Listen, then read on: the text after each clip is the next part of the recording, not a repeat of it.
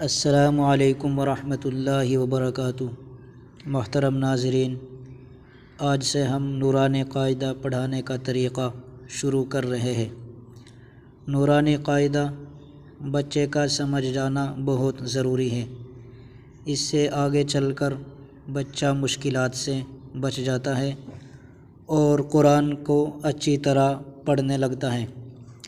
جس طرح ہر فن کے لیے گرامر ریڑھ کی ہڈی ہوتی ہے، اسی طرح نورانی قاعدہ بھی قرآن شریف کو اچھی طرح پڑھنے کے لیے ریڑھ کی ہڈی کی مانند ہے۔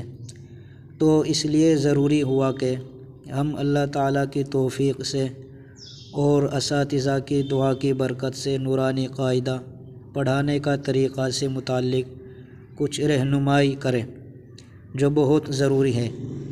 لیکن قاعدہ شروع کرنے سے پہلے اساتذہ کے لیے بھی یہ بات ضروری ہے کہ بچوں کو دل سے پڑھائیں اور اپنے لیے اجر عظیم کا ذخیرہ تیار کریں۔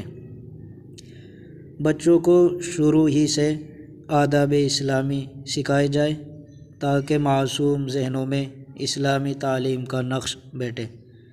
مثلاً ہر وقت کی دعائیں جیسے سونے جاگنے، مسجد میں جانے اور نکلنے کی دعائیں، اور اسی طرح کھانے پینے، بیت الخلاء میں جانے آنے کی وغیرہ وغیرہ دعائیں سکھلائی جائیں۔ اس طرح فرائض، واجبات، مستحبات و مکروہات، نماز اور وضو وغیرہ سکھلائے جائیں۔ اسی طرح علم کا ادب، اساتذہ کا ادب، کتابوں کا ادب اور متعلقات علم کے آداب سکھائے جائیں تاکہ بچہ ابتدا ہی سے اسلامی آداب اور دین پر چلنا اس کے لیے آسان ہو سکے۔